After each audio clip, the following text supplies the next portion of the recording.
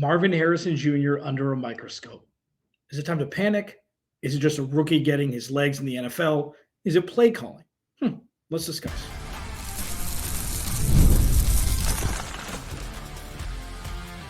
You are Locked On Cardinals, your daily Arizona Cardinals podcast. Part of the Locked On Podcast Network, your team every day. Alex Clancy here. Follow me on Twitter at Clancy's Corner. Follow the podcast at Locked On AZ Cards. Thank you for making Locked On Cardinals your first listen, free wherever you get your podcast, and on YouTube, part of the Locked On Podcast Network, your team every day. Today's episode is brought to you by Game Time. Download the Game Time app, create an account, use code LOCKEDONNFL for $20 off your first purchase. So, Marvin Harrison Jr., do a whole first segment on him. The offensive line deserves some praise. We'll do the second segment on that. And you can't overload James Conner. I'll explain in the third segment. So, Cardinals are 3-4. Cardinals have had some ups. They've had some downs. They've had some offensive peaks. They've had some defensive valleys, and vice versa. But the overwhelming conversation going on, aside from the play calling that I discussed yesterday, check that out, Locked On Cardinals, YouTube, wherever. Just go subscribe also, is Marvin Harrison Jr. The Cardinals won with Marvin Harrison Jr. being a complete non-factor. Marvin Harrison Jr. was drafted number 4 overall by the Arizona Cardinals. I don't know if you remember that. Going into the draft, first of all, for 80% of the offseason, I was team trade back. The Cardinals need so many pieces on defense. Minnesota could give them a sweetheart package where they'd get multiple picks and they'd still get a player of impact in the low 10s, 10, 12, 13, wherever. I think it was 12 or 14, wherever Minnesota drafted. But last 20% of the draft of the cycle, I'm like, okay, fine. Marvin Harrison Jr., draft him, stick and pick, arguably the best player in the draft. People I trust in this industry have said, he's the highest graded player that they've ever graded coming out of college. A couple of people said that or something close to it. What I said after the Cardinals drafted him, and every dayers you'll know this, if this is your first listen on Cardinals, thank you, and you're going to get a crash course on it. Marvin Harrison Jr. is going to be the third option on this offense. This is a run-first offense. James Conner, then Trey McBride, who has the arc of being all-pro, and we've seen it at the NFL level already. Plus, you've got guys like Michael Wilson and Greg Dortch, not guys who have a ceiling that Marvin Harrison Jr. does, but guys that have seen reps in the NFL because they play in the NFL and Marvin Harrison Jr. hasn't. It's going to be a slower burn than people want. There are going to be peaks because he's an elite player. Kyler Murray is an above-average quarterback. There's going to be sparks, but it's going to take longer than people wanted. And that's what we're witnessing. So just looking at the numbers, through the 6 full games that he played, he played like 10 seconds in the Green Bay game before going out with a concussion. He's got 43 targets in 6 games. That's 7 targets a game, okay? 300 yards receiving. That's 50 yards a game, okay? So it's not like he's completely non-existent. Now, of course, the Rams game is the outlier here, 4 for 130 and 2 touchdowns, all of which I think were in the first quarter, okay? But he is the third option on this offense. Nothing's changed. And I don't understand why people are saying, oh, well, you drafted him number 4 overall. You got to feed him. No, you don't. This is the greatest situation for Marvin Harrison Jr. to be in, to learn how to be a pro and learn how to be in an NFL offense. The Malik Neighbors comp, like Malik Neighbors has popped a couple games. That offense is a dumpster fire. When I said, and the best part about this is, Marvin Harrison Jr. wasn't drafted to save the offense, which is a beautiful thing, which doesn't happen often for a star wide receiver getting drafted in the top 5. Malik Neighbors was drafted to save that offense. Their running game, bottom 7, bottom 8, 100 yards a game. And in this day and age, especially when running the ball has become, back in vogue, 100 yards a game isn't good. He's a target monster. They have nobody else to throw the ball to. They don't have a Trey McBride. They don't have a James Conner. They don't have somebody where they don't have a team where you can divvy up the target. So obviously Malik Neighbors is going to pop. He's the only option. So let's just slash that. Next, is it Drew Petzing's scheme where he's being schemed out of meaningful targets? Yes. And I think that's something that Drew Petzing is going to need to learn quicker than he is. It's difficult to drop an elite wide receiver in a run-first, boring offense like Drew Petzing runs. It just is. Marvin Harrison Jr. is just a guy. And while that's not necessarily a bad thing early on, him being featured will need to be in the fold and will need to be a wrinkle, obviously, with weeks to come. I just think that early on, it's not an absolute necessity because, remember, the Cardinals are here to win games, not make Marvin Harrison Jr. happy. If Marvin Harrison Jr. can get open more, even with the two high schemes, with the bracketed coverage that we saw on Monday night with the Chargers, they're going to take it was wide receiver one attention that Jim Harbaugh gave to Marvin Harrison Jr.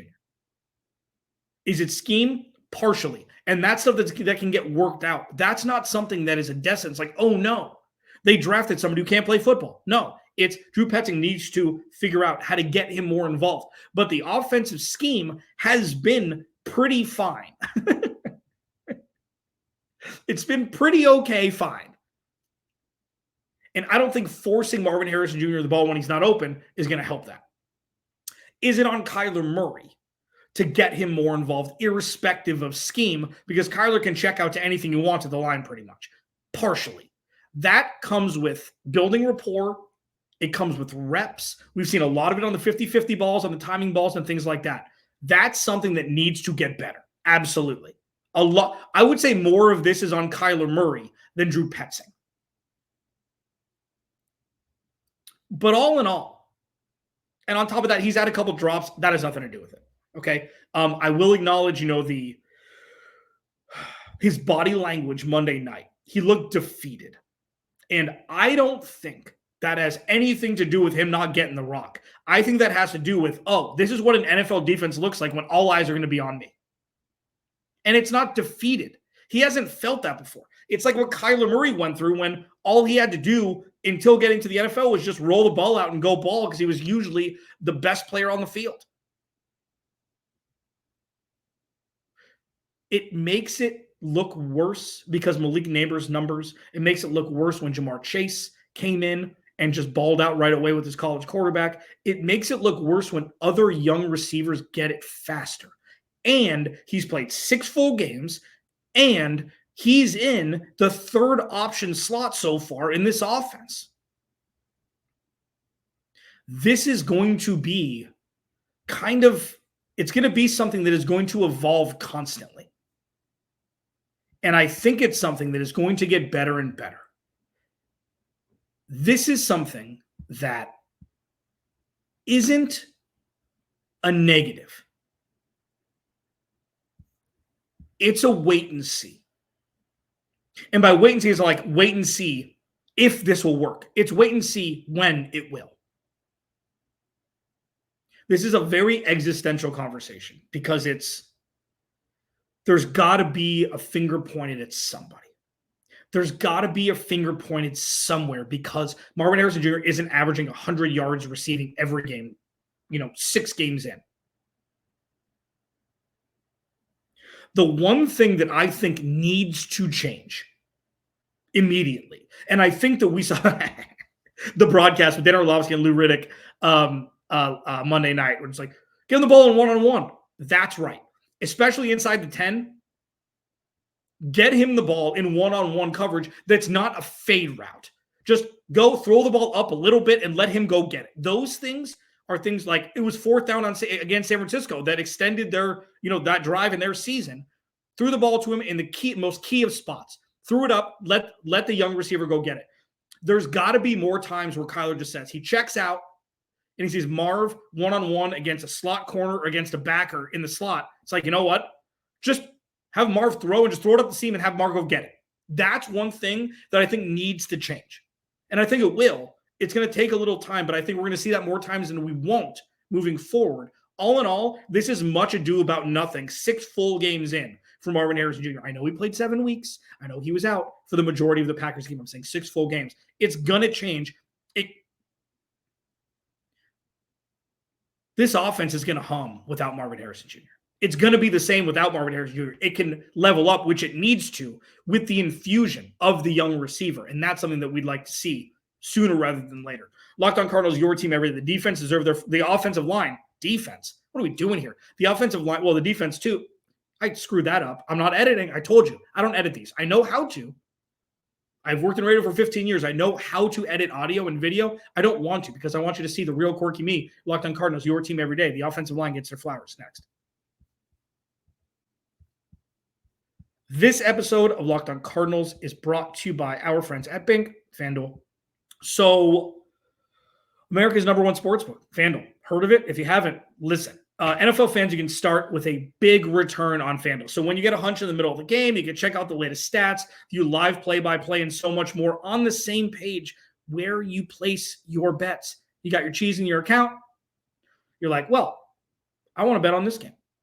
And I want to see, these stats where it's like, okay, how is this team against the run? How is this team against the pass? Whatever it may be, there's live play-by-play action as well right where you make your wager. It's a one-stop shop, all at your fingertips. It's absolutely insane. And on top of that, you'll get started with $200 in bonus bets guaranteed when you place your first $5 bet. That's insane. That's FanDuel.com. This episode of Locked On Cardinals is also brought to you by our friends at LinkedIn Jobs. When you're hiring for your small business, you want to find quality professionals that are right for the role. That's why you have to check out LinkedIn Jobs.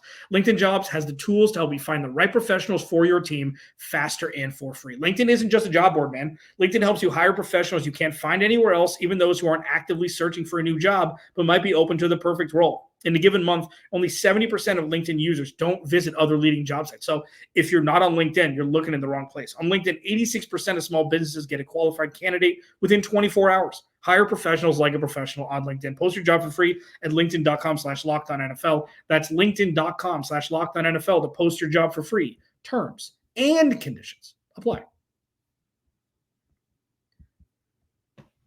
The offensive line deserves their flowers, man. Like, this is something that is keeping this offense afloat.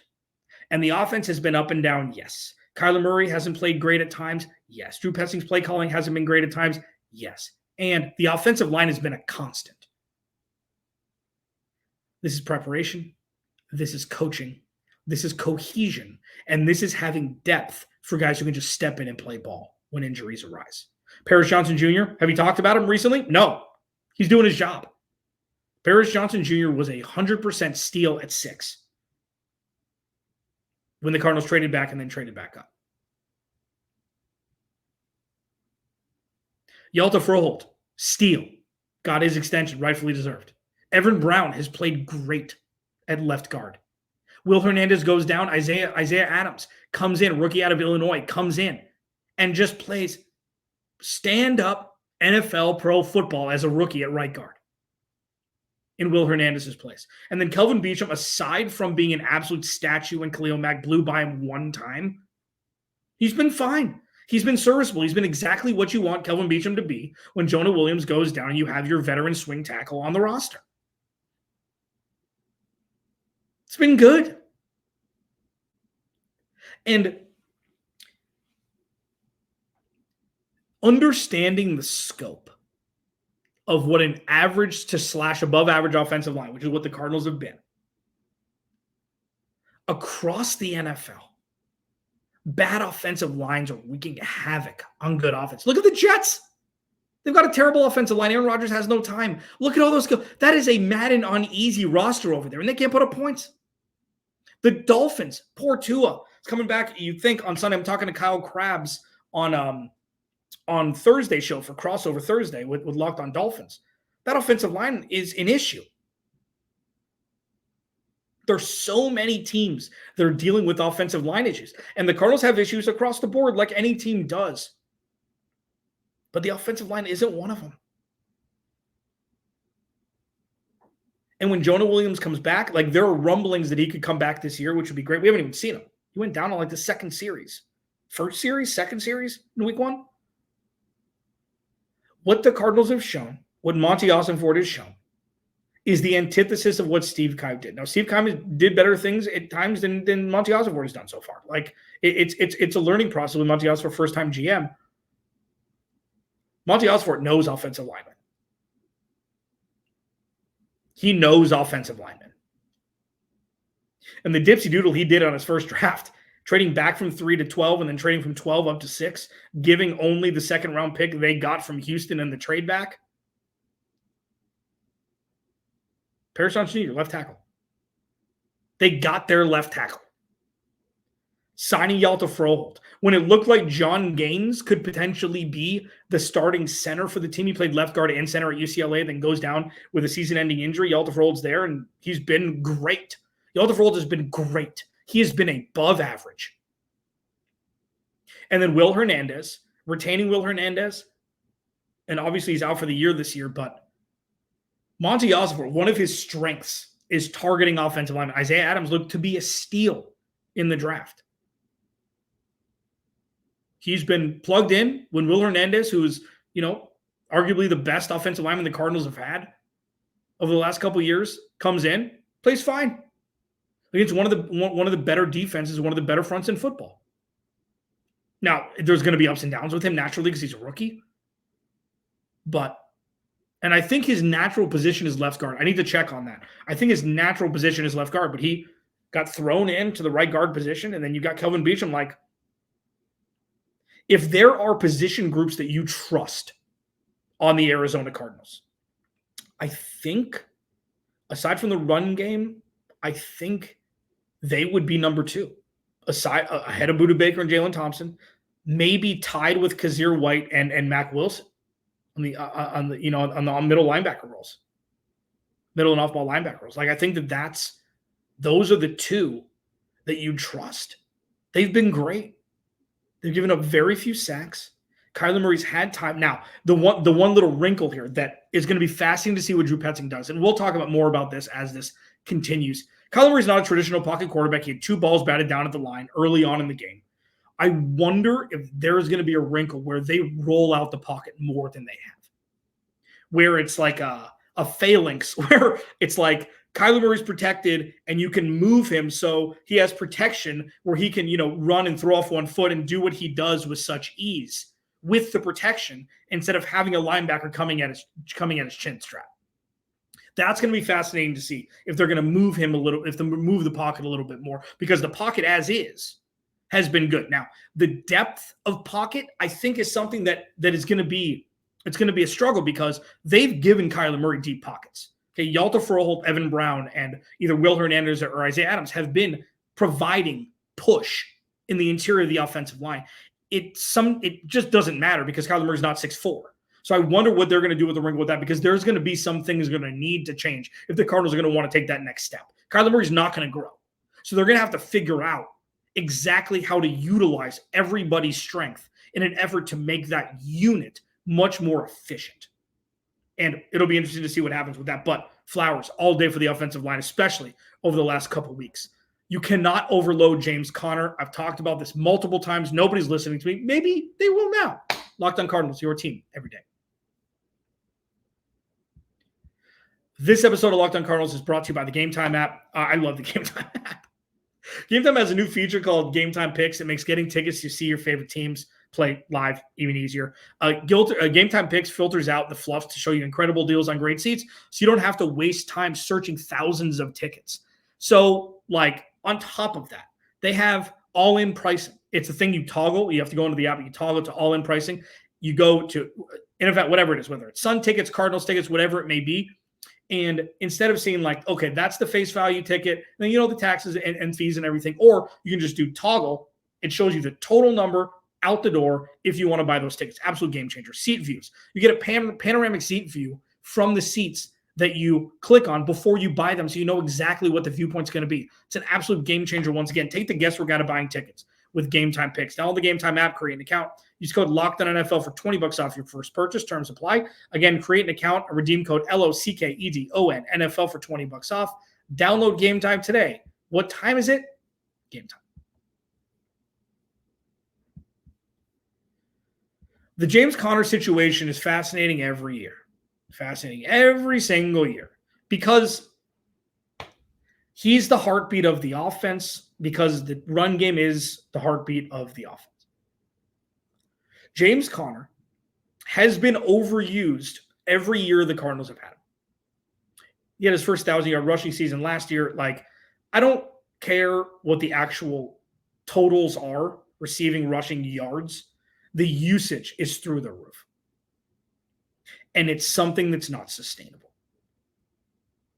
So it doesn't matter if he has a series off or 2 series off or 3 series off. If they want to throw the ball and you have a guy in pass pro like Emari Demercado who can just come in and pass block for Kyler Murray, get James Conner off the field more.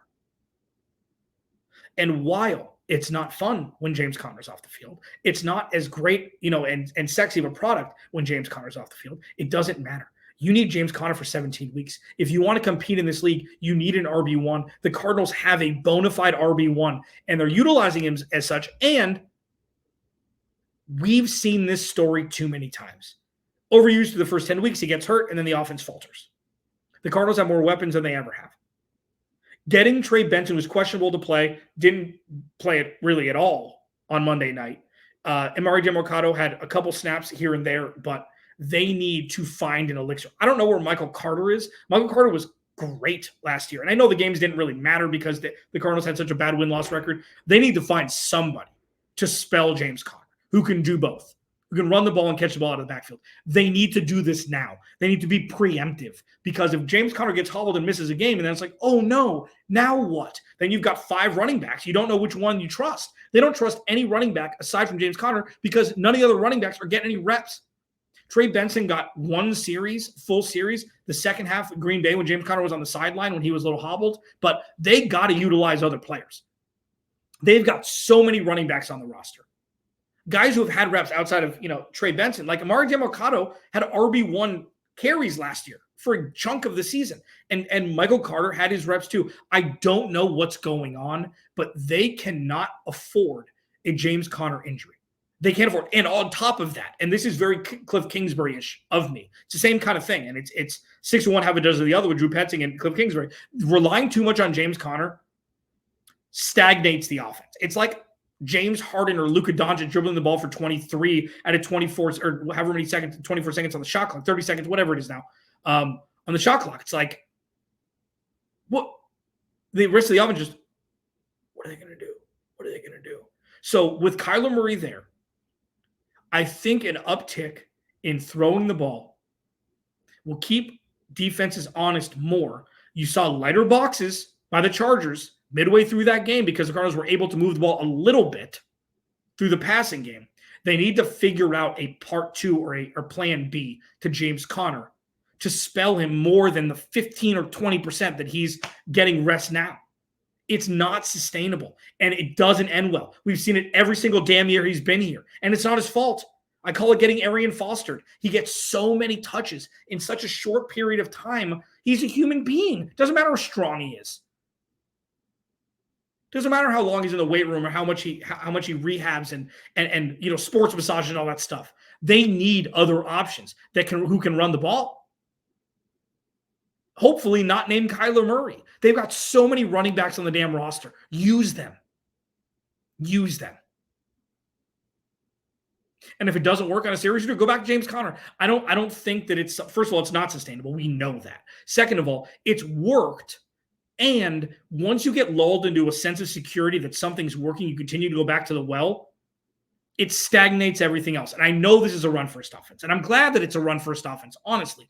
And they've got to do something else to keep opposing defenses guessing. Kyler Murray's scampers has worked against the 49ers and worked against the Chargers. They've got to find a middle ground between Kyler Murray and James Conner. They need to find somebody else. They've got options. They've got to use those options in real game time play and figure out who the hell they can who they can trust that's not named James Conner to extend the health of James Conner. Oh, and one last thing. I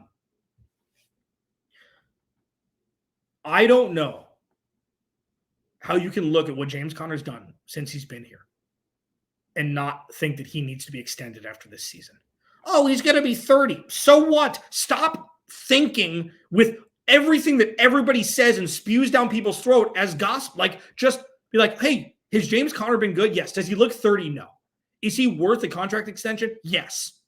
Oh, he's 30. Oh, they need to spend money somewhere else. Oh, it's not a premium position. Yeah, I get all that. They have $90 million to spend. James Conner's not going to get $8 million a year on the open market. He loves being here. Maybe overpay him a little bit of juice for 2 more years. He is not slowing down.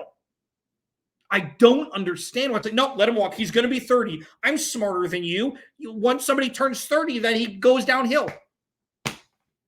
Watch games. James Conner is so important to this team, and he will produce beyond this year. And I'll tell you what, once again,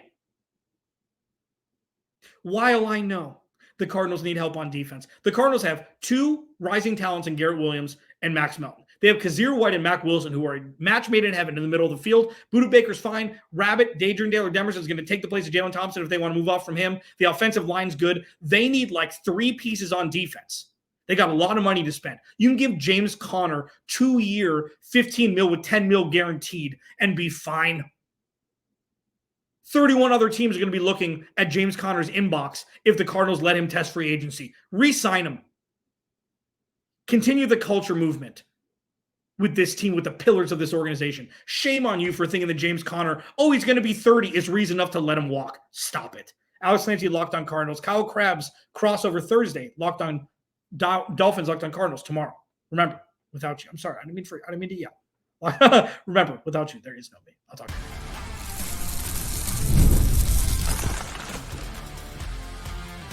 You are Locked